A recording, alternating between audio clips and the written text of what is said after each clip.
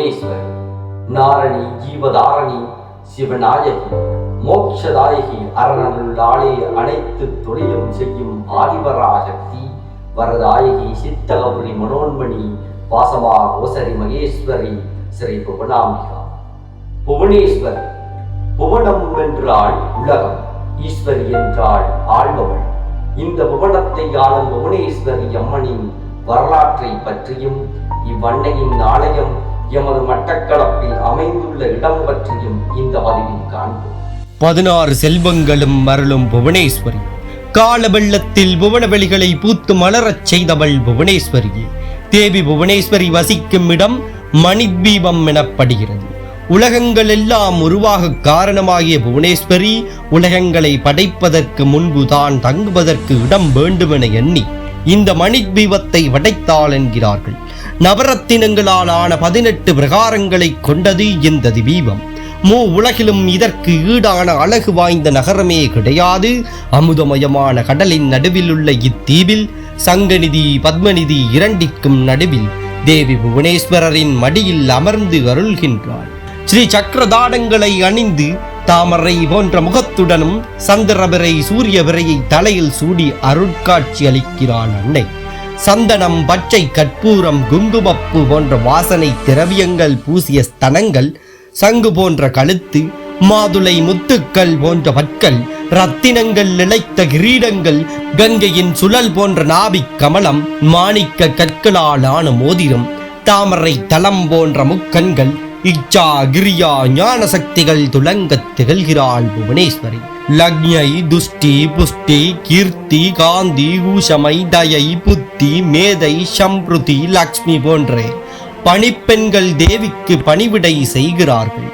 விஜயா, அஜிதா, அபராஜிதா, நித்யா, விலாசினி, தோக்திரி, அகோரா, மங்களா, நபா ஆகிய பீட சக்திகள் தேவியை வணங்குகிறார்கள். ரக்தா, சாமுண்டா, பத்ரா, மகாமாயா போன்றோர் புவனேஸ்வரியின் நாட்புறங்களிலும் இசைக்கருவிதனை இசைக்கின்றார்கள். ஹிருங்காரம் என்ற கூட்டை அழகுபடுத்தும் வெண்கிளியாகவும் கோடிக்கணக்கான பிரம்மாண்டங்களை காப்பாற்றும் திறனுடையவளாகவும் சதாசிவமயமான பீடத்தில் அமர்ந்தருள்பவளுமானவள் இந்த புவனேஸ்வரி. ஹிருங்காரம் எனும் மகா மந்திரம் வர்ணிக்கும் பெருமையுடையவள். துர்கா, ராதா, லட்சுமி, சரஸ்வதி, சாவித்திரி ஆகிய பஞ்சசக்திகளின் ஜனனி. ஹ்ரீம் மந்திரத்தால் புகழப்படுபவள் புவனேஸ்வரரின் பத்தினி. பாசம், அங்குசம், பரதம், அபயம் இவற்றால் ஜுவலிக்கும் கமலங்கள் உடையவள். தேவியின் கையிலுள்ள வாசம் தன்னை நாடி பெறும் பக்தி உள்ளத்தை தன்பால் இழுத்து இறுக கட்டி விடுகிறது. அங்குசம் பக்தர்களின் அகந்தையை அடக்கி விடுகிறது. ஜீவராசிகள் குரோத உணர்வை கட்டுப்படுத்த முடியாமல் தவிக்கின்றார்கள். யானையின் மதத்தை அடக்க அதன் வாகனிடம் அங்குசம் இருப்பதைப் போல இந்த ஜீவன்களின் கர்வம், அகங்காரம் அடக்கி சாந்தப்படுத்தவே புவனேஸ்வரி தன் கரங்களில் அங்குசத்தை தாங்கியுள்ளார். வரதமுத்திரை என் பாதார விந்தமே என்றும் கதியென இரு என்பதை கூறாமல் கூறுகிறது. எல்லா தேவர்களுக்கும் வரம் கொடுக்கும் சக்தி அளித்தவள், யுவராசிகள் வேண்டியதை அளிக்க சித்தமாயும் உள்ளவள் என்பதை வரதமுத்திரை குறிக்கிறது. உதிக்கும் 1000 சூரியனுக்கு சமமான செந்நிற ஒளியுடையவள். பக்தர்களின் விருப்பங்களை பூர்த்தி செய்யும் கடாட்களும் எனும் சந்திரத்தின் மீது தன் செந்தாமரை பாதங்களை பதித்தருள்பவள். பிறை சந்திரனின் கிரணங்களால் அழகிய மணிகளால் ஆக்கப்பட்ட கிரீடத்தை தரித்தவள். லலித ரூபத்துடன் பிரகாசிப்பவள். ஜெகஜனனியான புவனேஸ்வரியின் சக்தியால் தான் இந்த பூவுலகம் இயங்கிக் கொண்டிருக்கின்றது.